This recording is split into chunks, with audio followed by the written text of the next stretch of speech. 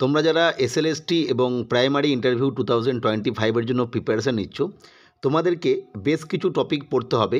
তার মধ্যে ইম্পর্টেন্ট একটা টপিক হচ্ছে শিক্ষা সংক্রান্ত সমস্ত কমিশন, কমিটি এবং তাদের রিপোর্ট বা সুপারিশ। সে জায়গায় আমরা দুটো ভিডিওতে টোটাল এই ক্লাসটা আলোচনা করেছি। আমাদের প্রথম ক্লাসটা ছিল স্বাধীনতার আগে, অর্থাৎ চার্টার অ্যাক্ট 1813 থেকে 1944 সালের যে সার্জেন্ট কমিশনের রিপোর্ট সেই অবধি। ঠিক আজকের ক্লাসে ঠিক তার পর থেকে, অর্থাৎ স্বাধীনতার পর 1947 টু 2025 অবধি যে সমস্ত কমিশন এবং কমিটি তৈরি হয়েছে তাদের রিপোর্ট, তার সভাপতি, সদস্য, সমস্ত বিষয় ডিটেলসে আলোচনা করব। আজকের ক্লাসে থাকবে NEP 2020, NEP 1968, NEP 1992, NEP 86, Radhakrishnan commission, Mudaliar commission, Kothari commission, এই সমস্ত বিষয়। তার আগে আবারও বলি, আমাদের পূর্বের ক্লাসে অর্থাৎ পার্ট 1 ক্লাসে আমরা স্বাধীনতার আগের যে সমস্ত কমিশন, কমিটি রিপোর্ট, মূলত সেটা চার্টার অ্যাক্ট 13, চার্টার অ্যাক্ট 83, উডের dispatch, GCPI, Hunter commission, Macaulay minute, Wardha plan, Elphinstone report, Sadler report, এছাড়া পরবর্তী ক্ষেত্রে বিশ্ববিদ্যালয় কমিশন, এই সমস্ত হাটক রিপোর্ট, সার্জেন্ট কমিশন, বুনিয়াদী শিক্ষা প্ল্যান, এই সমস্ত বিষয় ডিটেলস আলোচনা করেছি। তোমরা অবশ্যই এই ভিডিওটা দেখে নেবে বা আজকের ভিডিওটি দেখার পর এই ভিডিওটি দেখে নাও। এরপর আমরা মূল ক্লাসে যাব। আমরা আজকে পার্ট 2 ক্লাস হিসাবে 1948 থেকে 2025 অবধি যে সমস্ত কমিশন বা কমিটি এসছে তাদের আলোচনা করব বলেছি। ফলে আমাদের প্রথম যে কমিশনটা হবে, ফার্স্ট কমিশন, প্রত্যেকে লিখে নিতে পারো বা স্ক্রিনশট নিতে পারো। সেটা যে প্রথম কমিশন রাধাকৃষ্ণন কমিশন, যেটা তৈরি হয়েছিল 1948 সালে এবং 1949-এ রিপোর্ট পেশ হয়। ডিটেলসে আমরা এরপরে ধীরে ধীরে দেখব। এই যে কমিশনের কথা বললাম, এই কমিশনটা স্বাধীন ভারতের প্রথম শিক্ষা কমিশন। প্রশ্ন আসে স্বাধীন ভারতের প্রথম শিক্ষা কমিশন কোনটি, তখন হবে রাধাকৃষ্ণন কমিশন। কিন্তু ভারতের প্রথম শিক্ষা কমিশন যদি বলে তখন হবে 1882 সালে তৈরি হওয়া হান্টার কমিশন। সেটা কিন্তু ভারতের রেসপেক্টে, স্বাধীন ভারত বললে রাধাকৃষ্ণন কমিশন। নেক্সট 2 নম্বর যেটা রাধাকৃষ্ণন কমিশনের ইম্পর্টেন্ট তথ্য, 1948 সালে ডক্টর সর্বপল্লী রাধাকৃষ্ণনজির নেতৃত্বে গঠিত হয়। অর্থাৎ এই কমিশন তৈরি হয় রাধাকৃষ্ণনজির নেতৃত্বে। আমরা যদি একটু ফ্যাক্ট জেনে নিই, রাধাকৃষ্ণনজি কে ছিলেন?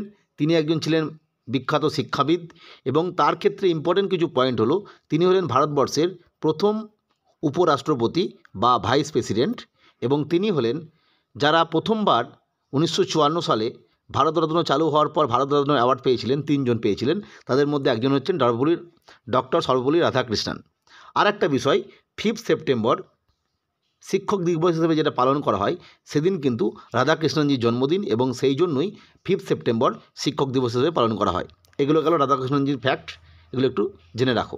পরবর্তী ক্ষেত্রে 3 নম্বর যেটা বিষয় প্রশ্ন আসে, রাধাকৃষ্ণন কমিশনের সভাপতি ছিলেন ডক্টর সর্বপল্লী রাধাকৃষ্ণন। ইম্পর্টেন্টভাবে পরবর্তী ক্ষেত্রে একটা প্রশ্ন আসে, এই কমিশনের সদস্য কতজন ছিলেন? সেক্ষেত্রে উত্তর হবে মোট সদস্য ছিলেন 10 জন শিক্ষাবিদ। ভালো করে মনে রাখবে, এদের মধ্যে 7 জন ছিল ভারতীয় এবং 3 জন ছিল বাইরের, মানে বিদেশের। মোট 10 জন নিয়ে এই কমিশনটা গঠিত হয়েছিল। অবশ্যই এখানে রাধাকৃষ্ণনজিকে ধরে মোট 10 জন। ইম্পর্টেন্ট বিষয়, এক্ষেত্রে একটা জিনিস মনে রাখতে হবে, এই কমিশনের অপর নাম বিশ্ববিদ্যালয় শিক্ষা কমিশন এবং এর গুরুত্বপূর্ণ সুপারিশগুলো কী ছিল এবার দেখে নাও। আমরা পূর্বেই বললাম এটা ছিল, মানে এর অপর নাম ছিল বিশ্ববিদ্যালয় শিক্ষা কমিশন। ফলে আমরা বুঝতেই পারছি এর যে সুপারিশগুলো হবে সেগুলো মূলত হবে বিশ্ববিদ্যালয় রিলেটেড।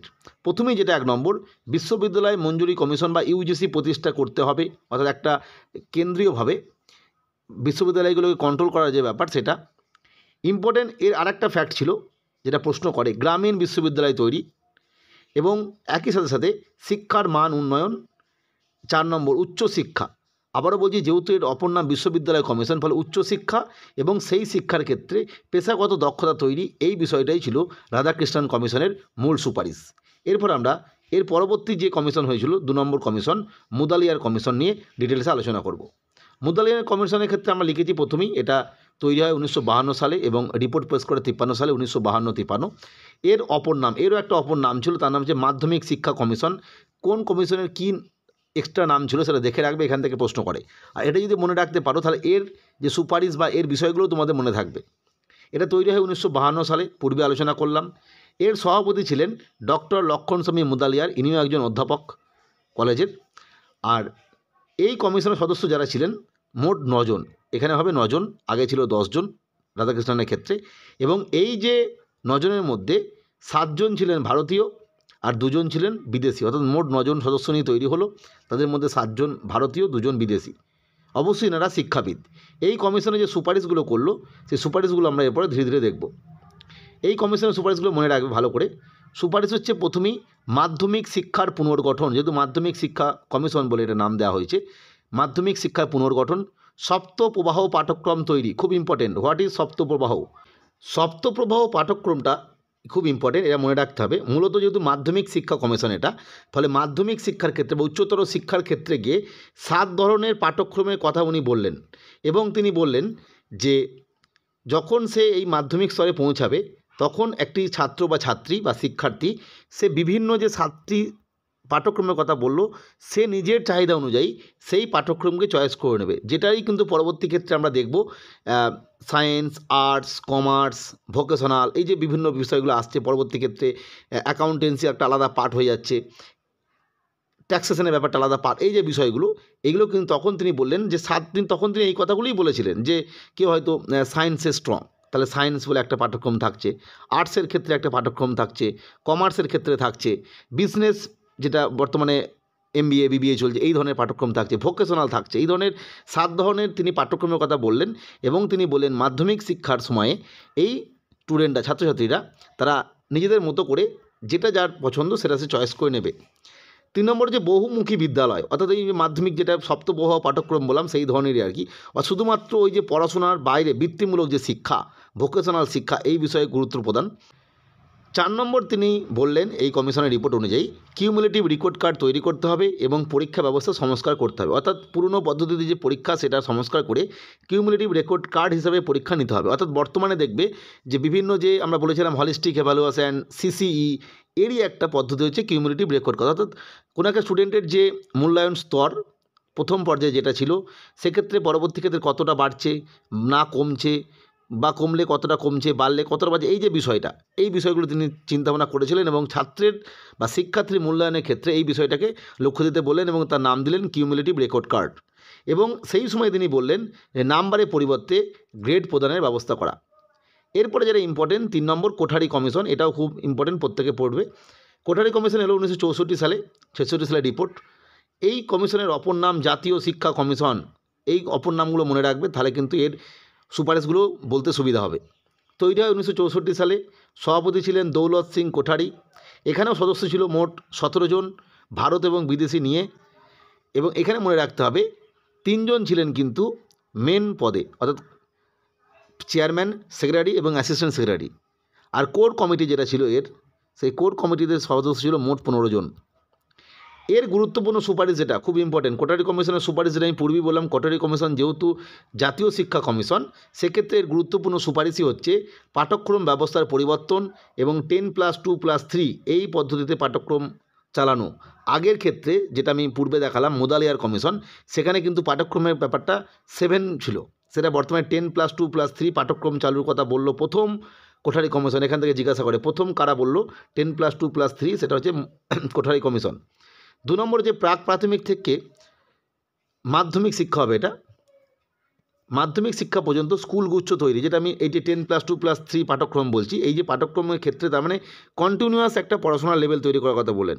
এবং এখানেই প্রথম উঠে এলো ECCE, এটা কি না early childhood care and education, অর্থাৎ ওই যে প্রাক প্রাথমিকের শিক্ষার কথা বলছি সেই শিক্ষাটাকেই বলা হচ্ছে আর্লি চাইল্ডহুড এবং এডুকেশন, যেটার বর্তমানে নাম দেওয়া হয়ে গেছে বাল ভাটিকা।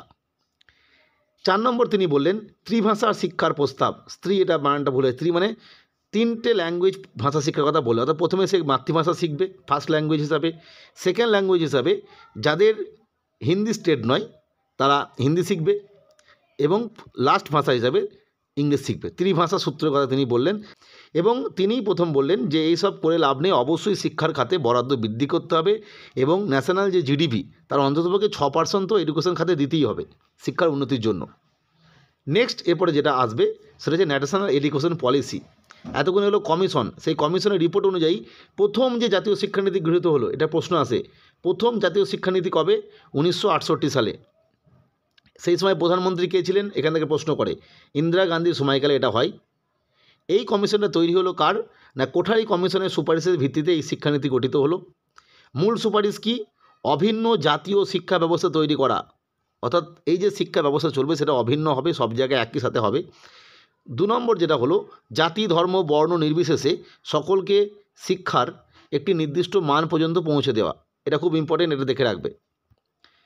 মনে রাখতে হবে 10+2+3 এই যে এডুকেশন কথাটা কোঠারি কমিশন বলল, সেটা কিন্তু জাতীয় শিক্ষানীতি 1968 সালে অ্যাডপ্টেড করা হলেও অ্যাকচুয়ালি এটা চালু হয়েছিল ঠিকঠাকভাবে জাতীয় শিক্ষানীতি 1986 সালে, সেটা আমরা এবার দেখব। এর পরবর্তী ক্ষেত্রে সেকেন্ড শিক্ষানীতি হিসাবে এলো জাতীয় শিক্ষানীতি, সেটা হচ্ছে 1986 সালে। এই প্রসঙ্গে বলে রাখি, আজ অবধি ভারতের ক্ষেত্রে 4টে ন্যাশনাল এডুকেশন পলিসি বা জাতীয় শিক্ষানীতি এসছে। একটা 1968, একটা 86, একটা 1992 আর বর্তমানে 2020 সালে। 86 সালে যেটা এলো তখন প্রধানমন্ত্রী ছিলেন রাজীব গান্ধী। এই শিক্ষানীতিটা যে শিরোনামে প্রকাশ করা হয়েছে তার নাম ছিল চ্যালেঞ্জ অফ এডুকেশন। এইখানে কিন্তু শিক্ষার কাঠামো 10+2+3 যেটা কোঠারি কমিশনের সুপারিশ, সেটা একেবারে ইমপ্লিমেন্টেড হয়ে গেল এই শিক্ষানীতি অনুযায়ী। 68 ক্ষেত্রে আবারও বলছি এটার কথা বলা হয়েছিল কিন্তু চালু হয়নি ঠিকঠাকভাবে, সরাসরি একদম ইমপ্লিমেন্টেড হয়ে গেল 100%, সেটা হচ্ছে 1986 সালের শিক্ষানীতিতে। এর মূল সুপারিশ কী ছিল? এর মূল সুপারিশ ছিল খুব ইম্পর্টেন্ট, 1 নম্বরে যে নবোদয় বিদ্যালয় তৈরি করতে হবে, অপারেশন ব্ল্যাকবোর্ডটাকে আরও ভালোভাবে প্রচার করতে হবে, কমন স্কুল তৈরি করতে হবে, ডায়েট অর্থাৎ district institute of education and training যেটা সেটা স্থাপন করতে হবে, স্বশাসিত কলেজ এবং উৎকর্ষ মহাবিদ্যালয় স্থাপন করতে হবে। এবং প্রসঙ্গে বলে রাখি, নবোদয় বিদ্যালয় মানে তোমরা অনেকেই জানো যে এটা মূলত একটা বিদ্যালয় গ্রামীণ এলাকার যারা মেধাবী এবং গরিব শিক্ষার্থীদের বিনামূল্যে শিক্ষা প্রতিষ্ঠান, যেটা মূলত প্রথম দিকে তৈরি হয়েছিল 1985-86 সালে, এবং এটা প্রথম দিকে তৈরি হয় হরিয়ানাতে একটা জায়গায় এবং মহারাষ্ট্রে, পশ্চিমবঙ্গের ক্ষেত্রে পরে আসে। আর অপারেশন ব্ল্যাকবোর্ড হচ্ছে মূলত প্রাথমিক শিক্ষার উন্নতির কথা হচ্ছে। তাই এইগুলো ছিল 1946 সালের মূল সুপারিশ। আর মেন হচ্ছে 10+2+3 এডুকেশন সিস্টেমটা একদম সরাসরি ইমপ্লিমেন্টেড হয়ে গেল। এরপরে আসে জাতীয় শিক্ষানীতি 1992। এটাতে তেমন কোনো গুরুত্বপূর্ণ বিষয় নয়, এটা মূলত 86 সালের যে শিক্ষানীতি সেটাকে কতটা কি মানা হচ্ছে, কতটা চালু হলো এটা দেখার জন্য তৈরি হয়েছিল। 1992 সালে এটা যে তৃতীয় শিক্ষানীতি, আবারও বলছি থার্ড টাইম তৈরি হলো। এর সময় প্রধানমন্ত্রী ছিলেন পিভি নরসিম্হা রাওজি। এই জাতীয় শিক্ষানীতি 1986 সালে যে জাতীয় শিক্ষানীতি তার একটা সংশোধিত রূপ, যেটা আমি একটু আগেই বললাম, যা 1986 সালের নীতি বাস্তবায়নের জন্য গঠিত কর্মসূচি।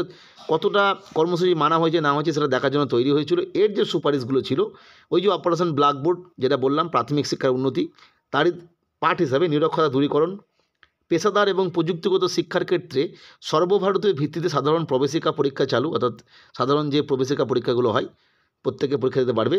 নবোদয় বিদ্যালয়ের সম্প্রসারণ, যেটা আমি দেখলাম আগে 86 সালে নবোদয় বিদ্যালয় তৈরির কথা বলা হলো, এবং যারই ভিত্তিতে 1986 সালে প্রথমবারের জন্য হরিয়ানা ঝাঁঝার শহরে এবং মহারাষ্ট্রের অমরাবতীতে প্রথম নবোদয় বিদ্যালয় তৈরি হবে, সেটা সম্প্রসারণ করা হলো এবং বিভিন্ন যে দক্ষতা উন্নয়ন এগুলো কথা বলা হলো। এরপরে আসছে জাতীয় শিক্ষানীতি 2020, এটাই শেষ শিক্ষানীতি এবং এটা হচ্ছে 4 নম্বর। ভারতের 4টে যে শিক্ষানীতির কথা বললাম এসেছে, তার মধ্যে 4 নম্বর হচ্ছে এটা। জাতীয় শিক্ষানীতি 2020 নিয়ে আমাদের ডিটেলসে ভিডিও আছে আলাদা একটা ভিডিওতে, তোমরা সেটা দেখে নিতে পারো। আজকে যা জিস্টটা বলে দিচ্ছি, এটা চালু হলো নরেন্দ্র মোদীজির আমলে। এই যে জাতীয় শিক্ষানীতি 20, এর চেয়ারম্যান ছিলেন কে কস্তুরী রঙ্গন, যিনি হচ্ছেন ইসরোর প্রাক্তন চেয়ারম্যান। এইখানে শিক্ষার কাঠামোটা নিয়ে আসা হলো 5+3+3+4, এটা খুব ইম্পর্টেন্ট, এটা জিজ্ঞাসা করে, যেটা 10+2 সিস্টেমটার বদলে, অর্থাৎ 10+2+3 আমি একটু আগে বললাম কোঠারি কমিশন বললো, যেটা 1986 সালে সরাসরি চালু হয়ে গেল। সেখানে 10+2 মানে হচ্ছে স্কুল শিক্ষা, অর্থাৎ প্রথমে মাধ্যমিক স্তরে 10, উচ্চ মাধ্যমিকে 2 বছর, গ্র্যাজুয়েশন বা কলেজে গিয়ে 3 বছর, যেটা এই 10+2টাকে ইমপ্লিমেন্টেড করে 5+3+3+4 এটা করা হলো। এটা কিন্তু বুঝতে হবে, 3টা কিন্তু যেমন আছে তেমনই আছে। এরপর তোমাদের একটা জিনিস বুঝিয়ে দিই, এই যে 10+2 যেটাকে পরিবর্তন করে 5+3+3+4 নিয়ে আসা হলো, এর ব্যাপারটা কি? 10+2 মানে একটু আগেই বললাম 10 মানে যে মাধ্যমিক পর্যন্ত 10, 2 বছর 11-12, এটা হচ্ছে 10+2 সিস্টেম। এটা বর্তমানে নিয়ে আসা হয়েছে 5+3+3+4, মানে বয়সটাকে একটু কমিয়ে দেওয়া হলো। 3 বছর থেকে ছাত্ররা পড়াশোনার দায়িত্ব শুরু করবে, 3 থেকে 8 বছর, এটা বছর হিসাবে বলছি। তার মানে ক্লাস 2 অবধি যে পড়াশোনা সেটা হচ্ছে এই 5 সিস্টেমের মধ্যে আসছে। এটাকে বলা হচ্ছে আর্লি চাইল্ডহুড। নেক্সট পরবর্তী ক্ষেত্রে 8 বছর থেকে 11 বছর, অর্থাৎ ক্লাস হচ্ছে 3 থেকে 5। পরবর্তী 3 মানে হচ্ছে 11 থেকে 14, এটা ক্লাস হচ্ছে 6, 7, 8 অর্থাৎ 6 থেকে 8। পরবর্তী আরও 4 বছর মানে 14 থেকে 18 বছর অর্থাৎ 18 বছরে গিয়েই কুল শিক্ষা শেষ হচ্ছে। সে 18 বছর মানে হচ্ছে 9, 10, 11, 12 অর্থাৎ 4 বছর, এই যে ব্যাপারটা। এটাকে বর্তমানে 5+3+3+4 কনসেপ্টে নিয়ে আসা হয়েছে 10+2 সিস্টেমটাকে পাল্টে দিয়ে।